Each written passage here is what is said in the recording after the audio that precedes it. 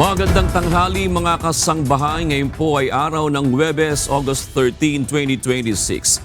Tayo po ay sabayang napapakinggan sa Radio La Verdad, 1350, ang UNTV Radio. At una sa mga balita ngayong tanghali. Magpapatupad ng zero tolerance ang pambansang pulisya laban sa mga negosyanteng mananamantala kasabay ng patuloy na nararanasang sama ng lagay ng panahon. Partikular na babantayan ng PNP ay ang mataas na presyo ng pangunahing bilihin at ang pagsasagawa ng hoarding. May detalye ng balitang iyan si Lea Ilagan live. Lea, paano ba ang gagawing pagbabantay ng PNP sa mga presyo ng bilihin?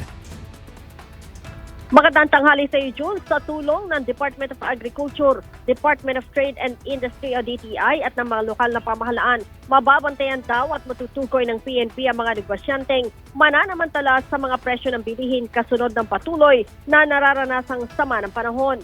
Bukod sa pagbisita sa mga pamilihan, pagmomonitor ng mga lokal na pamahalaan sa mga palengke sa kanilang mga nasasakupan, mayroon din daw hotline 911 ang PNP na maaaring pagsumbungan ng publiko sakaling makaranas ng sobrang taas ng presyo ng bilihin.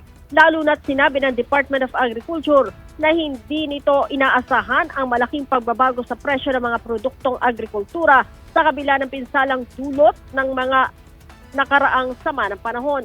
Tinatayang nasa 4,500 na metriko tonelada ng mga ani lamang ang nawala dahil sa pinagsamang epekto ng habagat, Luis at Maymay. Ayon sa DA, maliit lamang ito kumpara sa tinatayang 20 milyong metrikong tonelada ng taunang produksyon ng agrikultural sa bansa. Kaya naman, hindi aniya inaasahan ang taas presyo ng mga pangunahing bilihin. Bukod June sa overpricing, kasama din sa babantayan ng PNP ang hoarding o ang pagtatago ng mga produkto upang mapataas pa ang presyo nito sa merkado. Sinabi ni PNP Chief Police General Jose Melencio Nartates Jr., magpapatupad sila ng zero tolerance sa sino mang mahuhuling nananamantala sa kasalukuyang sitwasyon ng bansa. Sa panahon aniya ng kalamidad at sakuna, dapat na magtulungan para sa ikabubuti ng bansa. June? Maraming salamat, Lea Ilagan. Gagawin ng 5,000 piso ang multa sa iligal na pagtatapon ng basura sa 16 na lungsod sa Metro Manila ayon sa Metropolitan Manila Development Authority o MMDA. Ito ay sa gitna ng patuloy na problema sa basura na nagdudulot ng mga pagbaha sa Kalakhang, Maynila. May Metro Manila Council resolution na tayo increasing the penalty of 5,000 for cities and 2,500 sa Pateros dahil city. Yun po yung maximum allowed under the local government code. Hinihintay na lang po namin yung mga individual ordinance po ng bawat lungsod. At ifa-follow up po natin yan sa next Metro Manila Council meeting on August 18. Para naman kay Pangulong Ferdinand Marcos Jr., mas mabuting mabigyan ng pasilidad na pagtatapunan ng basura ang publiko kaysa pagmultahin. People are aware that there are fines. Nobody wants to be fined. Wala namang gusto na mamumultahan. Pero kailangan bigyan din natin ng facilities na kung saan pwede itapon yung basura. Ganun lang kasimple kung minsan yan eh. Minsan ganyan lang ako kasimple yung problema eh. Umakyat na sa 21 ang bilang ng mga nasawi dahil sa pinagsama-samang epekto ng mga bagyong Luis, Maymay at ng habagat. Base sa update ng National Disaster Risk Reduction and Management Council o NDRRMC ngayong umaga, pinakamaraming bilang ng nasawi ay mula sa Benguet na 15. Tig-3 naman sa mga lalawigan ng Rizal at ng Batangas. Bunsod ito ng mga landslide, rockslide, bumagsak na puno na kuryente at nalunod. Samantala, 14 naman ang nagtamo ng injury at may 3 pang nawawala. Sa ibang balita, dinidinig ngayon sa House Committee on Suffrage and Electoral Reforms ang mga panukalang batas na naglalayong amyendahan ang party list system sa bansa. Ang detalye sa report ni Evan Alvarez. Evan, ano ba ang nakikitang mali ng mga mambabatas sa umiiral na party list system sa bansa? June, nagagamit umano sa political dynasties ang mga party list sa halip na siyang tulay upang katawanin ang interes ng mga marginalized at underrepresented sectors. 12 House measures o panukalang batas ang naglalayong amyendahan ang Party List System Act o ang RA 9741 na tinatalakay ngayon ng House Committee on Suffrage and Electoral Reforms. Isa sa mga naghain ng bill ay ang makabayan lawmakers.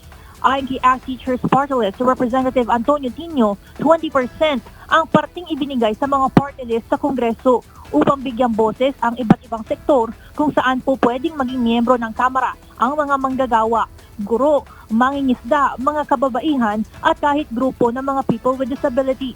Ngunit nagkaroon umano ng maling interpretasyon sa batas at nagiging dagdag na daan para sa ilang politiko upang bumuo na political dynasties. Ang ending, ang pamamayagpag ng party list at nominees na di tunay na kumakatawan sa marginalized and underrepresented sectors. Sa halip, nagbabandera lamang sa mga interes ng political dynasties, milyonaryo, bilyonaryo at pulis at militar. Isinusulong ng mga panukala na mas higpitan ang registration process, kabilang ang pagkakaroon ng public hearing ng Commission on Elections upang mapatunayan ng mga party list group na lehitimo nilang kinakatawan ang sektor na kanilang inaangkin. Layon din ng ilang mga House bill na i-disqualify ang mga nominee na dati nang nagkaroon ng posisyon sa gobyerno, may kamag-anak na politiko, maging may mga koneksyon sa malalaking negosyo o kontraktor. June ngayon nagpapatuloy ang pagdinig ng House Committee at layo ng mga panukalang pagrerepaso na higpitan ng registration at qualification requirements para matiyak na ang mga party list group ay talagang nagtataguyod at pinapalakas ang interes ng mga sektor na kanilang kinakatawan. Yan muna ang update mula dito sa Batasang Pambansa. Balik sa inyo dyan, June. Maraming salamat, Evan Alvarez.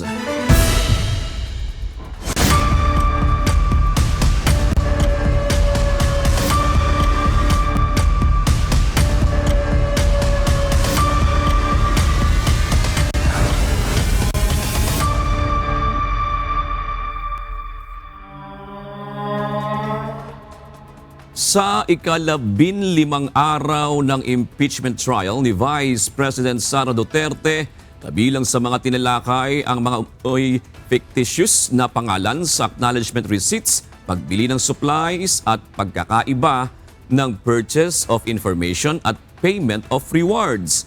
Hindi rin naiwasan ang mainit na argumento sa pagitan ng depensa at prosekusyon kaugnay ng paraan ng pagtatanong at paggamit ng mga dokumento.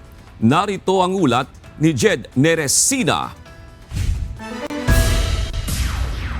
Sa umpisa pa lamang ng cross-examination, naging mainit na ang argumento ng depensa at prosecution.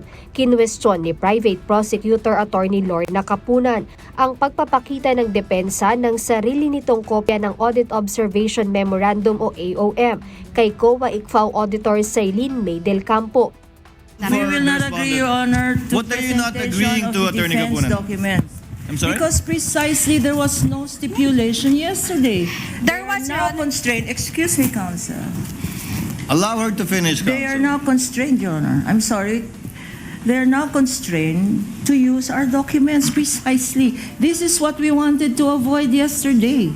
Had we did a comparison, not to belabor the obvious, Your Honor, but now counsel says, anyway, it's the same. So if it's the same, what's the objection to using the prosecution's document? Counsel, that water is already under the bridge. You may request assisting counsel to check the copy being presented to Ms. Eileen, and you may make it the subject matter of your redirect later on. Allow counsel to present. Isa sa mga binigyang pansin ng depensa sa cross-examination ang tungkol sa umano'y gawa-gawang mga pangalan sa acknowledgement receipts na ipinakita ng prosecution. Kung nakakatawa ho ba yung pangalan, automatic fictitious na yon? Your Honor, again, Yes, fictitious. counsel. Just for the record, fictitious is her own conclusion. We have made no such conclusion as regards to the name, except perhaps that they are funny. Your Honor, Well, counsel, actually, that's not entirely accurate because in the complaint, you did allude to the fact that some of the names are fictitious based on the PSA documents that you attached as an annex to the complaint, although you're not yet there. You haven't gotten there yet.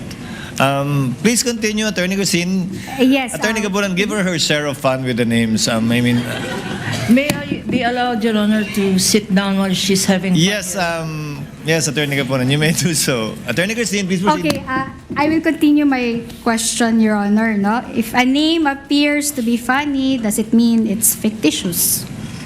Hindi ko po siya masasagot kasi Hindi mo siya masasagot, meaning, hindi ko na wala po namang yung sa name po kasi hindi ko masasagot kung totoo o hindi? opo Okay. tama.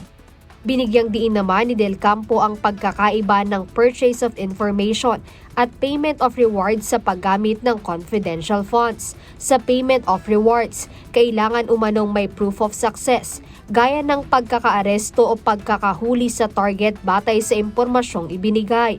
Pero sa naging pagtatanong ni Senator Judge Francis Cheese Escudero, sinabi nitong sariling interpretasyon niya lamang ito. Nakalagay ba sa Joint Memorandum Circular 2015-01 na kailangan may mahuli para maging successful ang isang pagbigay ng reward or information? Wala pong nakalagay. Ang nakalagay lang po, proof of success of information gathering and or surveillance So, activities. interpretasyon niyo po yun na dapat may mahuli para maging successful? Ay base po yun sa aking professional judgment and based on the evaluation po ng documents na ito is based po sa joint circular. Pero hindi po yun nakalagay sa Joint Circular na maliwanag. Hindi po. Nanindigan naman ang state auditor na hindi confidential ang impormasyon kung saan binili ang mga gamot, pagkain at supplies gamit ang confidential funds. Kasi po ang confidential, di ba po pag bumibili tayo ng supplies, ng food, ng medicine, standard procedure po yung merong resibo na matatanggap from the establishment kung saan po natin binili itong mga supplies, food, and At sa pananaw mo nga, hindi dapat confidential yung binilhan. yung pinagbilhan po kasi yung sa paggagamitan yung confidential expenses. Sa pagpapatuloy ng paglilitis, hindi pa rin naiwasan ang mga side comment na bahagyang nakadagdag ng tensyon sa dalawang panig. Dahil dito, humingi na ng tulong ang depensa sa presiding officer na paalalahanan ang kabilang panig na pairalin ng pagiging professional sa pagpapatuloy ng paglilitis. I would like to ask this court to not allow side comments like, I was about to spank her, yung mga... I was about to lecture her kasi yung mga ganun ho, Your Honor. Wala ho yung lugar dito sa courtroom. Kagaya nito, mas matanda ho sa akin si Attorney Kapunan. Maybe she has more years of experience. She has 48 years, I have 15. We should learn to respect each other and refrain from making side comments, Your Honor. And that was captured by the media po. So, that is our request, Your Honor, to just, remind the council not to make those kinds of remarks. Thank you. I hope it was also part of the records that I promised to behave. I have, high respect for Attorney Kapunan. In fact, she's one of You my can end there, idols. counsel. Let's end here. You can end there. This with might the sound like respect. it might sound like a eulogy, Your Honor. I'm still very much alive. Jen Neresina, UNTV News and Rescue. Diyos ang aming sandigan, serbisyo publiko ang aming pinahahalagahan. May buwelta ang House Prosecution Team sa Defense Team matapos punahin ang isa sa private prosecutors nito sa social media post kaugnay ng misleading question. Umaasa rin sila na magiging balanse ang Senate Impeachment Court sa isyung ito. May report si Rosalie Cos. Naninindigan si Attorney Amando Vergil Ligutan sa post nito sa kanyang social media platform na hindi pinahihintulutan ang misleading question sa cross-examination at alam umano ito ng lahat ng abogado at nag-aaral ng abogasya. Posted ito ng private prosecutor kasunod ng sagutan sa pagitan ni na Attorney Christine Ferrer, Defense Counsel ni Vice President Sara Duterte at Attorney Lorna Capunat, Counsel for the Panel of the House Prosecutors sa cross-examination sa State Auditor ng Commission on Audit Intelligence and Confidential Funds Audit Office o COA-ICFAO na si Siren May del Campo sa Day 15 ng impeachment trial. Your Honor, please, can the witness be directed? You just answer with yes or no. The counsel has her time to ask clarificatory questions later Your Honor, during not all redirect, Your questions. Honor. Not all questions can be answered by yes. I am on cross, Your Honor, please. Counsels. Never mind if you're on cross. There are limits to cross-examination. Counsels. Misleading questions are not allowed. They on are cross. allowed. Counsels, I don't think I need to lecture please, you that. counsels, let's not allow the generational or seeming generational divide increase the tension in the courtroom. Let's keep it a notch lower. Ang social media post ni Attorney Ligutan pinuna ng lead defense counsel ni VP Duterte na si Attorney Sheila Sison sa isang manifestation. Sabay giit na hindi misleading question ang tinutukoy umano ni Attorney Ferrer na allowed o pinahihintulutan sa cross-examination. I really just find it in bad taste to do this at this time. And I think it is inappropriate to do that to a fellow member of the bar because even as we sit on the opposing side of this hall, we remain to be both members of the bar. Attorney Ferrer was not even actually referring to misleading questions as allowed, as implied in the social media post of Attorney Ligutan. In fact, it's here. The court can confirm this from a replay of the video. Pero ayon kay Attorney Ligutan, wala siyang nilalabag na panuntunan. Pagbalik-balik na rin man yung isang hukuman, hindi po pwede yung misleading questions. Now, kung yung depensa po magre-reklamo, with all the respect po, kung babasahin doon, I am asking you, did I mention a name? Did I mention what case? Zero. Nothing. Nada. So yung reaction, if they felt alluded to sa kanila. May buwelta rin ang isang House Prosecution Team member sa pahayag ng depensa. Ayon kay House Prosecutor, Bicol Saro Party List Representative Terry Redon, kung meron mang dapat sasihin, ito ay ang Defense Counsel at hindi si Attorney Ligutan. Do not gaslight the nation that kasalanan po ni Attorney Ligutan kung bakit ho pumutok sa mukha po ng depensa ito pong bagay na ito. Wala hong pwedeng sisihin yung pong depensa dito except yung mga sarili po nila, mga kaibigan. Kasi kung very sharp to the draw, yung pong defense on the conversation and the tit for tat during the trial itself, Ms. Ferrer would know na hindi ho yun yung dapat niyang sinagot nung pong panahon na yon. Samantala, maglalabas ng desisyon ng presiding officer ng Senate Impeachment Court na si Senator Judge Francis Chis Escudero kaugnay ng issue. Pero muli itong nagbabala sa magkabilang partido. One side has been crossing the line many times, and in fact, the presiding officer is already in the process of drafting a ruling and a warning and an order pertaining to this, because clearly, I can even name all of you who have been commenting on social media in violation of Rule 18 of the impeachment rules. Umaasa naman ang prosekusyon na mananatiling balanse ang impeachment court sa issue. We are sure that this liberality will be applied, fairly. So not just with respect to the Vice President herself, but to all of the persons covered by the sub judice rule.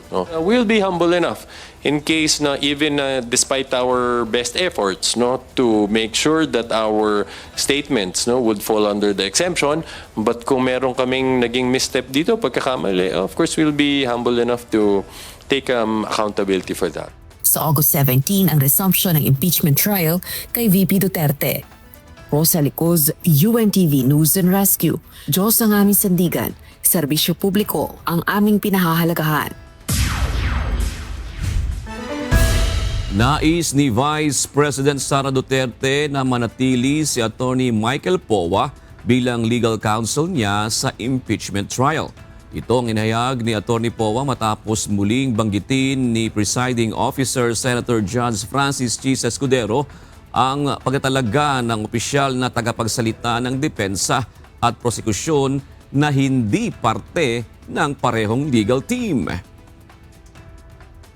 I already spoke to our client, the Vice President, about it, and I think I'm free naman to disclose that she would prefer talaga that I stay on as counsel.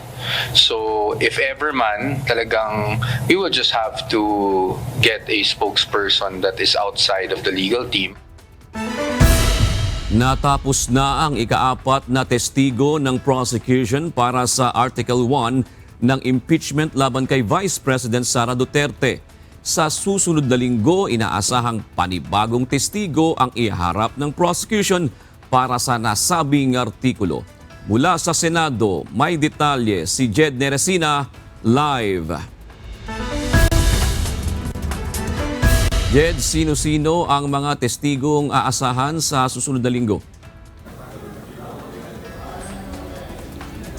June, matapos nga yung pagharap ng mga dating state auditor ng Commission on Audit nitong mga nakaraang araw, inaasahan sa susunod na linggo na iuupo o ihaharap sa witness stand si House Legislative Archive Division Chief Marivic Pareha, maging yung mga dating Special Disbursing Officer ng Office of the Vice President at ng Department of Education.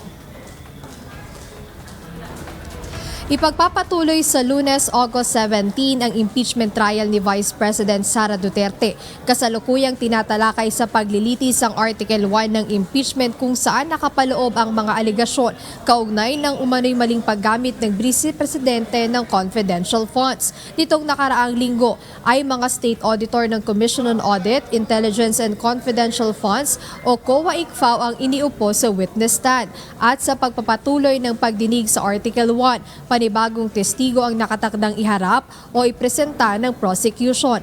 Ayon kay Impeachment Court spokesperson Attorney Reggie Tonggol, isa na rito si House Legislative Archives Division Chief Marivic Pareha na susundan ng ilang dating Special Disbursing Officer ng Office of the Vice President at Department of Education. We expect po yung testimonya ng ating mga witnesses na magpapatuloy po yung presentation ng House Prosecution Panel on Article 1, especially yung sa ukol po dun sa mga nangyari sa House of Representatives dahil si Ms. Marivic Pareha po at yung mga pagdidisburse naman po at paghawak ng pera po, ukol naman yun sa mga testimonya ng mga Special Disbursing Officer na si Ms. Acosta at si Mr. Fajarda ng OVP at DepEd.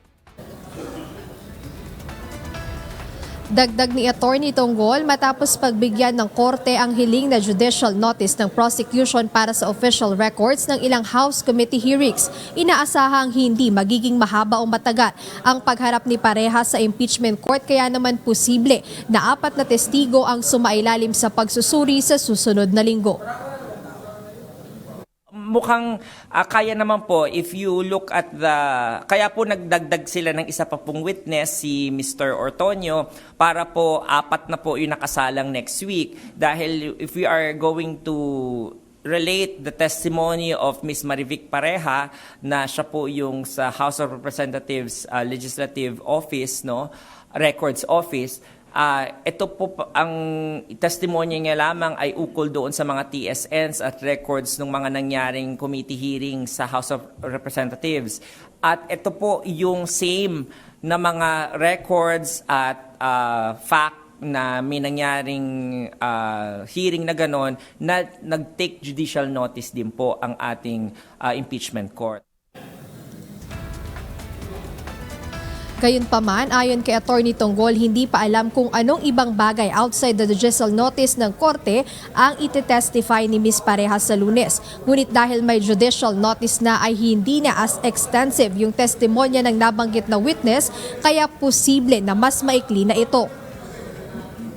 June, sa susunod na linggo, asahan yung paglalabas din ng ruling ng presiding officer regarding naman doon sa naging manifestation kahapon ng lead counsel ng respondent. Maging inaasahan din sa susunod na linggo is yung motu proprio observation doon naman sa behavior ng mga counsel in and outside the court. So ayan muna update, balik sa inyo June. Maraming salamat, Jed Neresina. Sa iba pang balita, maring itinanggi ng ilang mga senador ang naging mga paratang ni dating Department of Public Works and Highways Secretary Manuel Bonoan hinggil sa umano'y listahan ng mga proyekto ng mga senador na hawak ni Senator Juan Miguel Zubiri. Nagbabalik si Jen Neresina. Mariing pinabulaanan ni dating Senate President Juan Miguel Mig Zubiri na may kontrol o discretion siya noon sa kung magkano ang pwedeng ibigay na pondo sa isang senador para sa kani-kanilang proyekto. Tugon ito ng mambabatas sa pahayag ni dating Public Works and Highway Secretary Manuel Bonoan na may kinalaman umano siya sa tinatawag na Leadership Fund na ayon kay Bonoan ay maaaring i-avail ng mga senador sa DPWH para sa listahan ng kanilang proyekto. I never handled project lists. All requests were coursed through the Senate Finance Committee. For the record, as Senate President, I never requested, held, or handled any list of project requests from senators. Binigyang diin ni Senator Zubiri na wala siyang hinawakang listahan ng mga proyektong hiniling ng mga kapwa niya senador noong siya ang Senate President. Wala po dumaan na proposed budget amendments sa ating tanggapan. Alam ng mga senador yan because whenever the senators would approach me and say, meron kaming mga request, I always tell them, pass it to the finance chair in the finance committee. Always. Lahat ng request ay coursed to the Senate Committee on Finance na siyang tagapangasiwa ng budget process sa Senado. Paliwanag niya na mayroon talagang ganito ang mga senador at kongresista, ngunit para ito sa kani-kanilang sinusuportahang programa. Almost all legislators, and I want to put this out, almost all legislators, except maybe for Senator Ping Lacson and a few, from senators to members of the House of Representatives, introduce amendments to the budget. Everyone, maybe all of us, whether it is education, whether it's military, PNP, Coast Guard, we introduce amendments. Dahil dito, wala namang nakikitang masama si Senator Zubiri sa pagkakaroon ng institutional amendments sa pondo.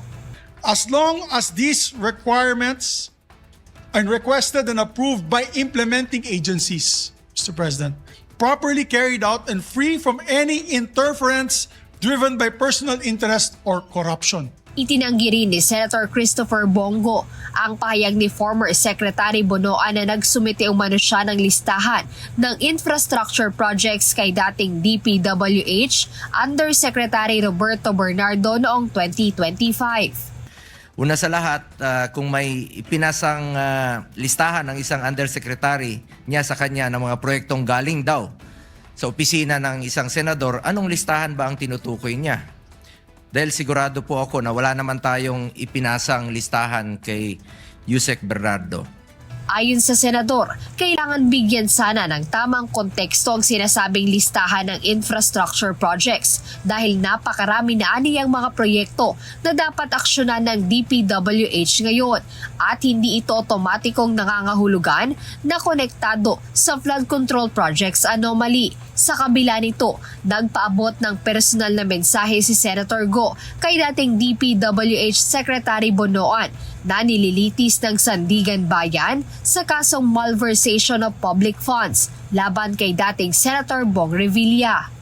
It would be best that he focuses his defense on proving his innocence rather than dragging our work as legislators into their mess.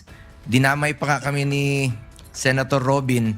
Kaugnay nito ay sumagot din si Senator Robin Padilla sa isyung iniuugnay sa kanya. sana lang po sa susunod pag kami nagsulat ng ganyan, ituloy-tuloy nyo naman kasi nabanggit kami pero hindi nabanggit na FLR yon for later release. Jed Neresina, UNTV News and Rescue. Diyos ang aming sandigan, serbisyo publiko ang aming pinahahalagahan. Umaasa ang National Bureau of Investigation na harap sa kanilang tanggapan bukas, August 14, ang 4 na abogado na umunoy kasabwat ni na Congressman Leandro Leviste at dating Congressman Jacinto Jing Paras sa paggawa ng pekeng affidavit. Kaugnay ito ng honey trap at character assassination allegations laban kay Executive Secretary Ralph Recto. Kasama rin sa nais alamin ng NBI ang kaugnayan ng abogado ni Congressman Leviste sa law firm na kanilang ipinapasapina na gagawa sana umano ng pekeng salaysay kung saan sasabihin ng mga babae na hinalay at pinagamit sila ng droga ni E.S. Recto. Yung dumating na abogado, nagpakilala na from the law office ng Rondain in Mindiola. Pero nung sumulat sila to represent Congressman sa Leandro Leviste, iba yung pinapakita na pangalan ng lawyer. Hindi ginamit yung letterhead ng Rondain in Mindiola. So, those are the things that pagsasama-samahin namin para yung mga ebidensya talaga kung merong kailangan na pananagutan, makuha namin lahat ito. Samantala, iginiit ni Atty. Mark Tolentino, abogado ni Paras, na maling lohika na idamay ang lahat ng kliyente ng isang abogado sa kasalukuyang investigasyon at sinabing handa silang makipagtulungan sa NBI. Ibig pa sabihin na lawyer ako ngayon ni Jing Paras, yung mga kliyente ko, I have a lot of clients. So yung mga kliyente ko, kasabot pala sa possible human trafficking. So maling logic po yan.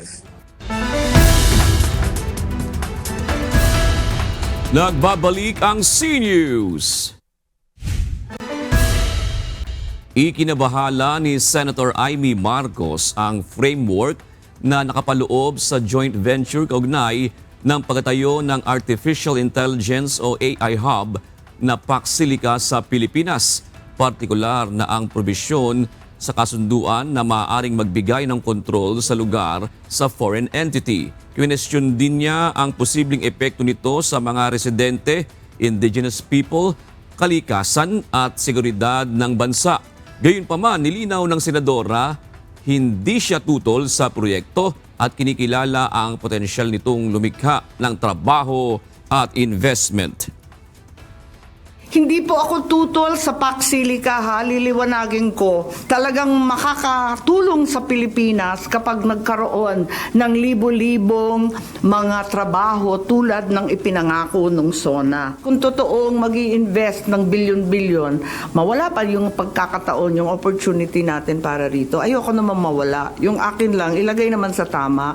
Parang may alternatives naman, katulad ng Thailand, ng ibang bansa, na nakisapi, pero hindi naman sinurrender ang kanilang jurisdiction at kapangyarihan. Humihingi ang Marcos administration sa Kongreso ng nasa 111.984 billion pesos para sa 2027 unprogrammed appropriations. Ayon sa Department of Budget and Management, pinakamababa umano ito mula 2019 at katumbas lang ito ng 1.5% sa kabuang 7.2 trillion pesos na panukalang budget ng pamahalaan. Ayon sa DBM, ilalaan ang pondo para sa restoration ng fund balances ng Philippine Deposit Insurance Corporation, risk management programs, foreign assisted projects at conversion ng national government advances sa subsidy ng GOCCs. Itong unprogrammed appropriations na kasama ng NEP ay may mga tiyak na paggagamitan at ito po ay consistent sa mga pinapayagang utilization at naaayon po ito sa ating prudent fiscal spending. Dahil yun pong ating mga inilatag sa unprogrammed appropriations ay mga bagay na ating kakailanganin sa 2027 bagamat we are still awaiting for the certainty. Iginit naman ng ilang mambabatas na dapat itong buwisiing mabuti upang maiwasan ang mga naging issue sa paggamit ito sa mga flood control project. Iniutos ni Pangulong Ferdinand Marcos Jr. na palawigin ang social protection coverage at isama na ang mga contract of service o COS at job order workers sa gobyerno. Sa ilalim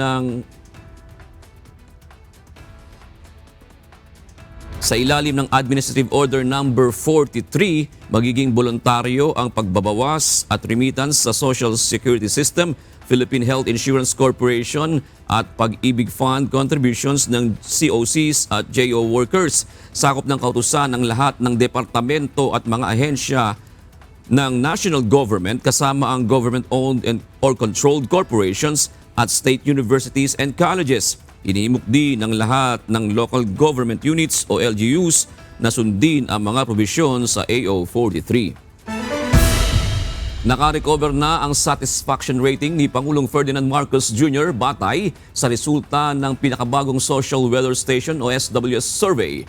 Bagaman nananatiling below average ayon sa SWS, nakabawi na si PBBM mula sa record low na satisfaction rating. Batay sa resulta ng pinakabagong SWS survey, 42% ng adult Filipinos ang nagsabing kontento sila sa performance ng PBBM administration, habang 40% ang dissatisfied at may 17% na hindi makapagsabi kung sila ay satisfied o hindi kontento. Kung susumahin, nakakuha ang Pangulo ng positive 1 na net satisfaction rating na classified bilang neutral.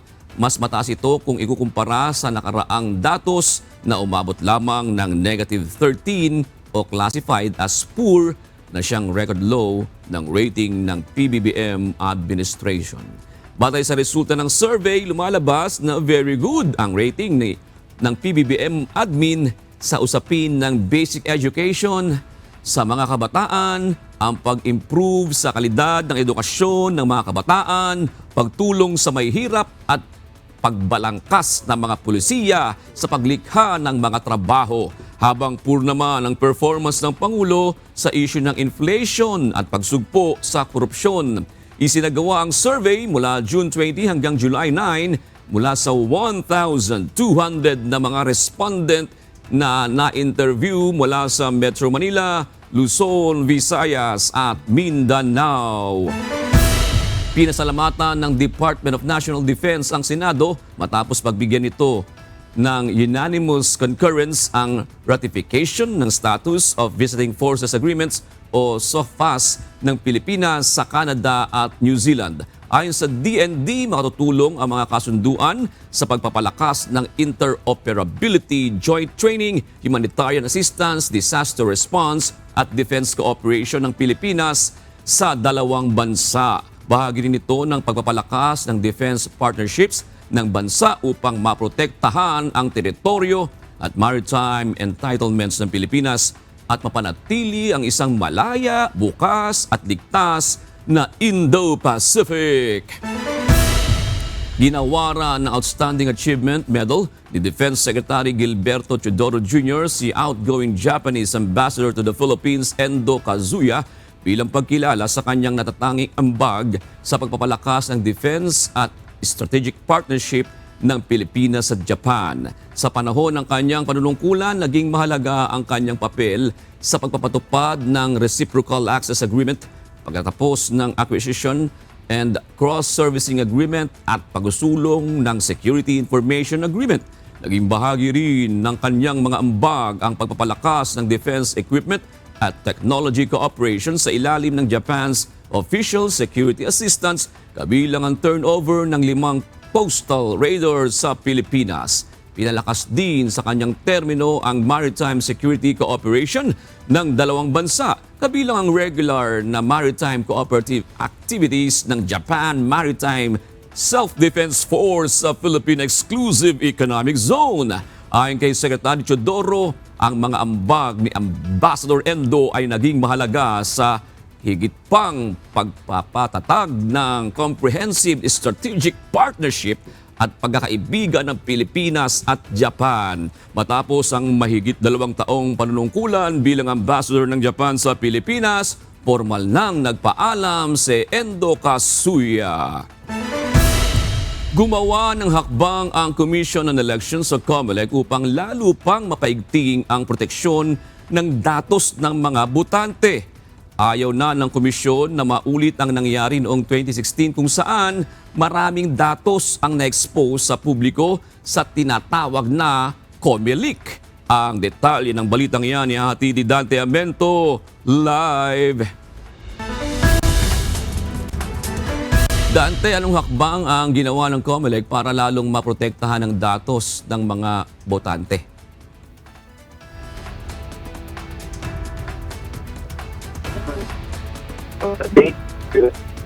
At ng datos ng mga botante.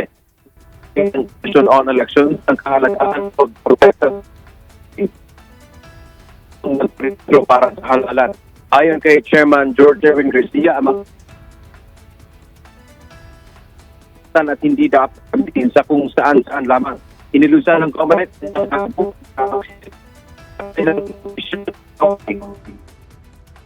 Babalikan po natin ang ulat na yan ni Dante Amento. Samantala, nasa gate ng mga tauhan ng Philippine Coast Guard at ilang pang law enforcement agencies ang 4 na babae na biktima ng human trafficking sa Zamboanga City. Nahuli naman ang 3 pinaghihinalaang recruiter o facilitator ng human trafficking activity. May detalye ng balitang yan si Ryan Lacanlale live. Ryan, ano ang naging susi sa pagkakasagip sa 4 na biktima at pagkakaaresto sa 3 sospek? June na papanahon at validated intelligence mula sa kanilang mga tauhan ang naging susi upang agad na kumilos ang joint operatives bago pa man umano tuluyang malagay sa panganib o ma-expose sa exploitation ang mga biktima. Nasagip sa operasyon ang 4 na babae at agad silang dinala sa Department of Justice Interagency Council Against Trafficking sa Region 9 Office para sa counseling at tamang disposisyon. Samantala, mahaharap sa mga kaukulang kaso ang 3 sospek dahil umano sa paglabag sa batas laban sa human trafficking, gayon din sa large-scale illegal recruitment. Pinuri naman ni PCG Commandant Admiral Ronnie Hilgaban ang mga operating unit sa matagumpay na operasyon at sa patuloy na pagtutok sa proteksyon ng mga vulnerable individuals laban sa human trafficking at exploitation. Patuloy ring pinaiigting ng Philippine Coast Guard ang interagency cooperation kabilang ang kanilang I-Care campaign at 1 at C strategic concept bilang bahagi ng kampanya laban sa trafficking at illegal recruitment. At yan muna ang litas mula dito sa Quezon City. Break sa'yo, June. Maraming salamat, Ryan Lacanlale.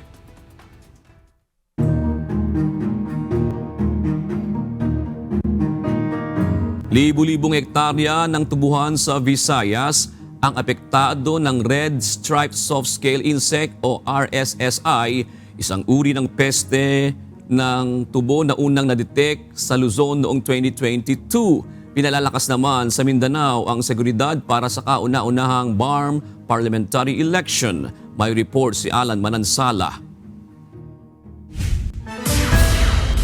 Sa Visayas, nasa 7,000 hektarya na ng tubuhan ang apektado ng Red Striped Soft Scale Insect o RSSI mula sa mahigit 20,700 hektaryang taniman ng tubo sa Iloilo.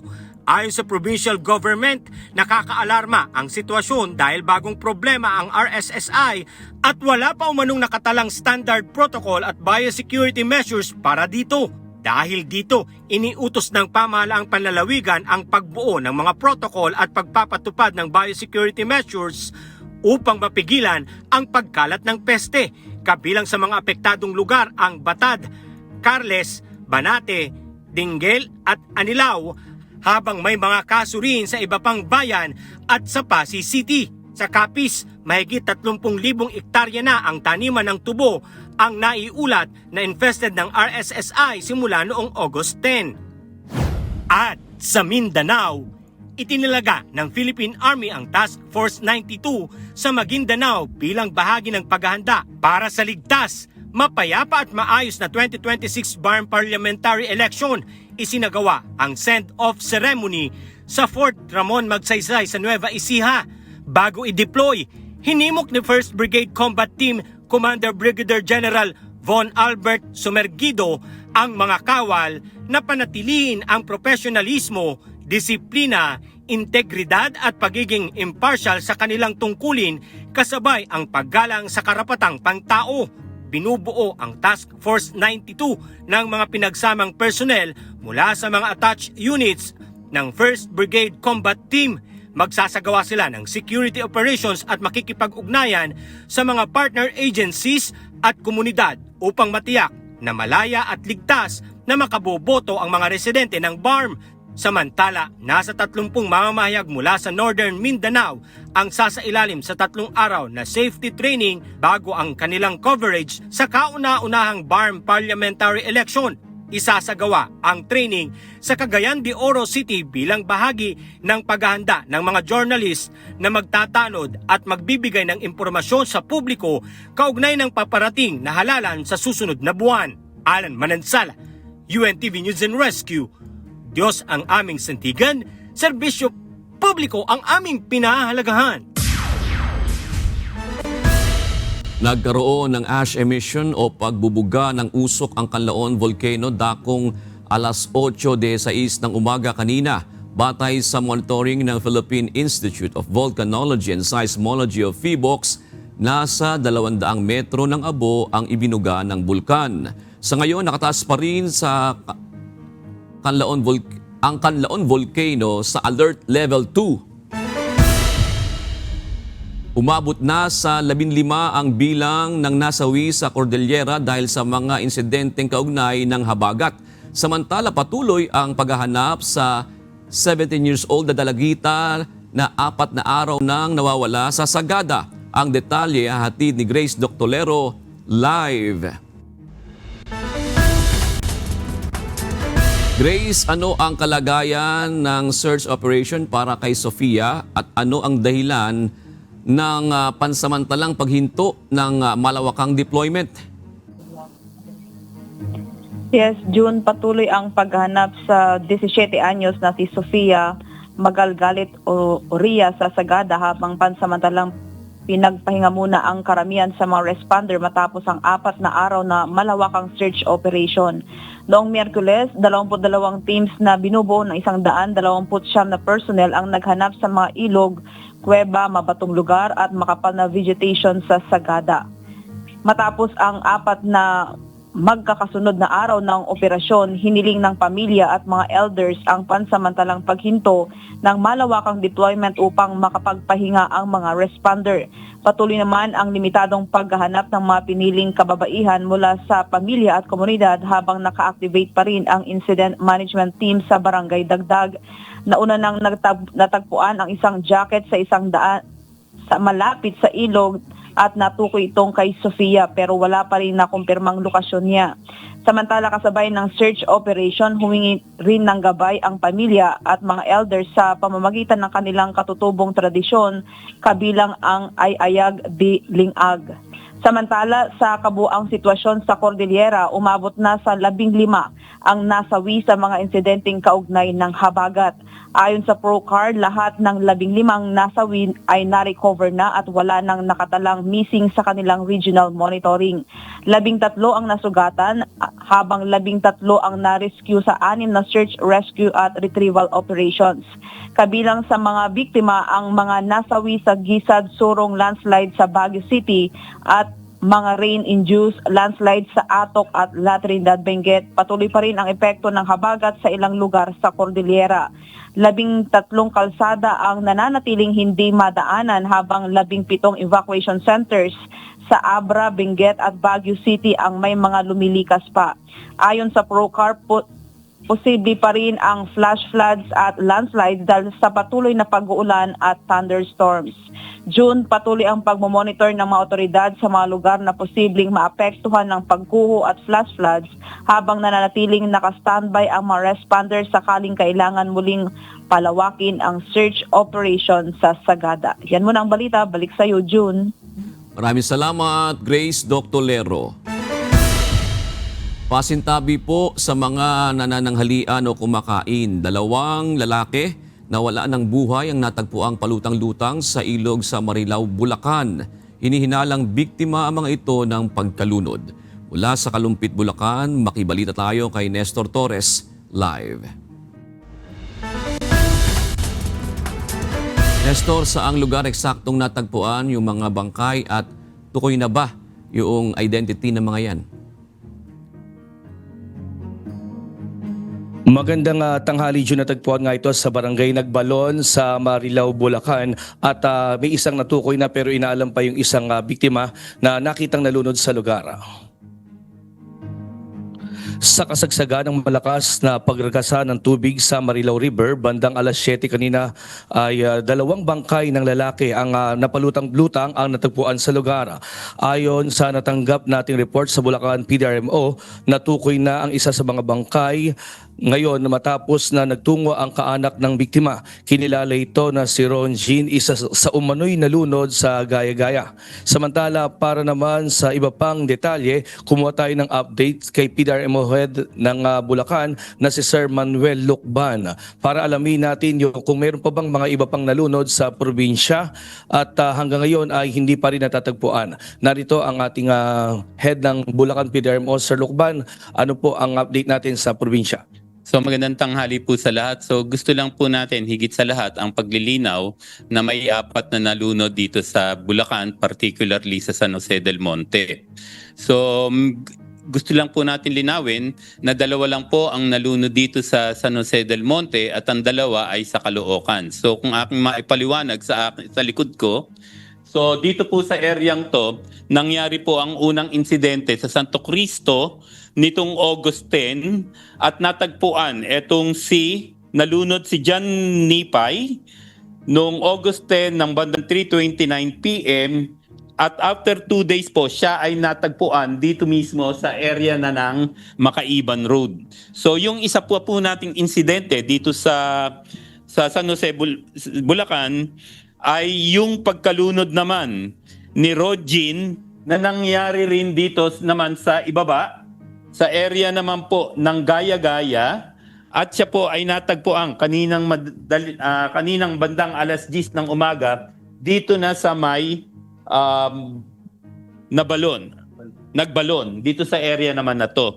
So meron pa po tayong report na humingi naman po ng tulong sa atin ang Caloocan na kung saan nawala naman o nalunod naman din o tumalon, allegedly nalunod dito na po sa area ng 176 at 177 na nagkataon po yan ay nasa ibaba lang ng San Jose del Monte at ito'y magpapatuloy naman sa Marilao River at meron ding isa pang natagpuan na unidentified malapit din sa Nagbalong kung saan nakita si Ron Jean.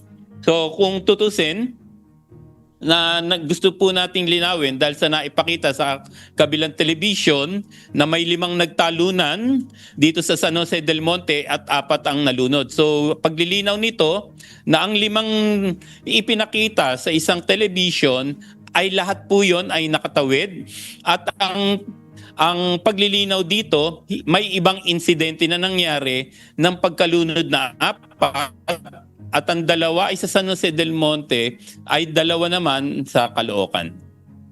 Okay. Salamat po Sir Lucban sa inyong impormasyon na ibinigay sa mga manonood. At yan muna ating latest live, June, mula rito sa Bulacan. Balik sa iyo. Maraming salamat, Nestor Torres.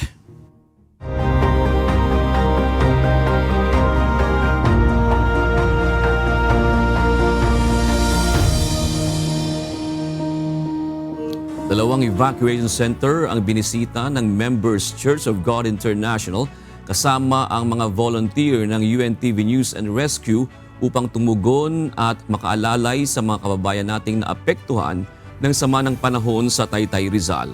May balita si Jenica Cruz.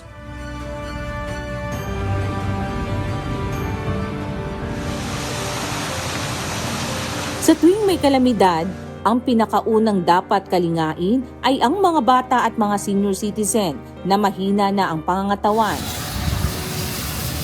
Sa Taytay, Rizal, palibhas ay malapit sa Laguna de Bay, Hamon sa maraming pamilya ang epekto ng sama ng panahon sa pagtaas ng tubig sa lawa, kaya napipilitang iwan ang kanilang mga bahay gaya sa Barangay Muzon.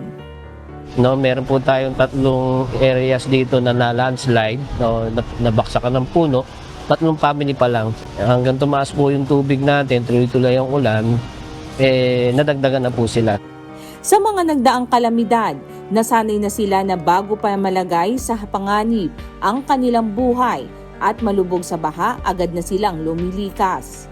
Yung modular tent, then yung mga sasakyan natin, lalo-lalo na yung mga bata na kailangan nilikas na hindi naman maka sa baha, kaya atin po silang kinukuha na. Then bago pa lang talagang tumaas ang tubig, karamihan din nagse-self evacuation na sila. Kumbaga sarili na po silang pumupunta na lang dito sa ating evacuation center.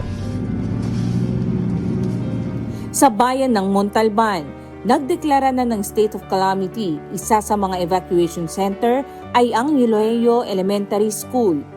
Gaya ng mga taga-Taytay, hindi hinihintay ng mga taga-Montalban ang tumaas pa ang tubig bago sila lumikas.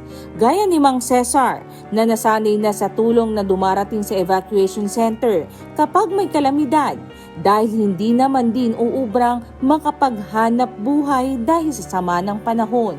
Nung time naman na yun, pagdating ko rito, pinakain ako. Kinuha yung pangalan ko, ngayon binigyan ako ng stab. Para daw sa ayuda. Malaking bagay yun.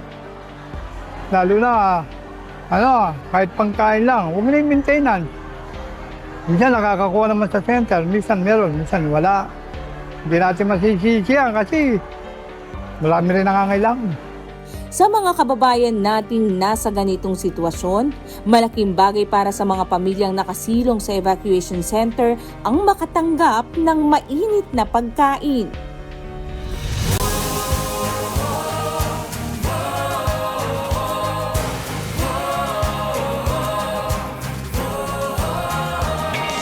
Unawaan ng Members Church of God International o MCGI ang kalagayan ng mga evacuee.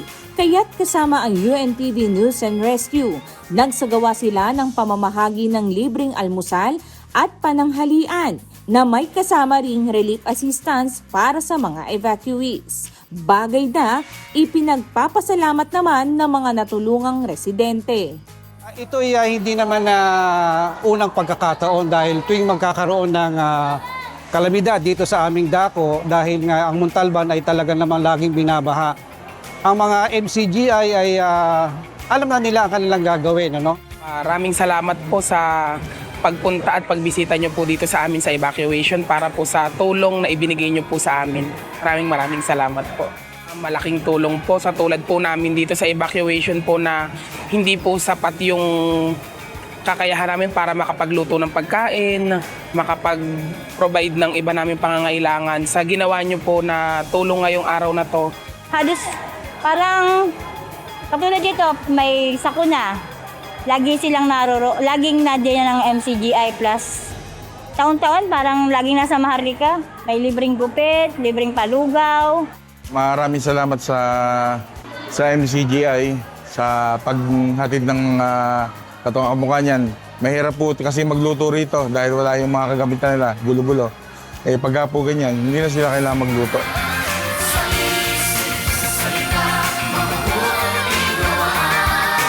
Jelica Cruz, UNTV News and Rescue.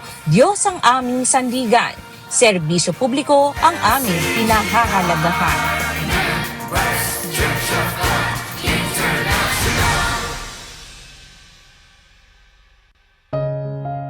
At sa ating iiwang mga salita ng Diyos na ating sandigan, mula sa aklat ng Awit 121 at 7 na nagsasabi, iingatan ka ng Panginoon sa lahat ng kasamaan, kanyang iingatan ang iyong kaluluwa.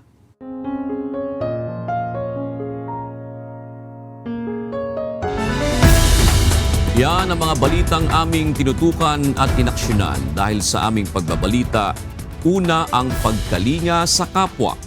UNTV C News, may balita saan man panig ng daigdig. at dito po sa UNTV. Diyos ang aming sandigan, serbisyo publiko ang aming pinahahalagahan. Magandang tanghali po.